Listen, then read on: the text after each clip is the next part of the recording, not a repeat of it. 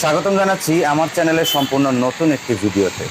আমরা যারা private car ব্যবহার করি বা মোটরসাইকেল ব্যবহার করি, তাদের প্রতিনিয়ত কিন্তু মাঝে মাঝে বাইক বা প্রাইভেট কারের যত্নে এদের বাইক বা প্রাইভেট কার ওয়াশ করা লাগে। তো মোটরসাইকেল, প্রাইভেট কার ইত্যাদি যানবাহন ওয়াশের জন্য আপনারা হয়তো বিভিন্ন ধরনের শ্যাম্পু বা ফোম ব্যবহার করেন। তো আমার সামনে যে দুইটি কন্টেনার আপনারা দেখতে পাচ্ছেন, এগুলো হচ্ছে মোটরসাইকেল বা প্রাইভেট কার ওয়াশ করার জন্য হচ্ছে ফোম বা শ্যাম্পু, যেটাই বলেন। মূলত ফোম এবং শ্যাম্পু কিন্তু একই জিনিস।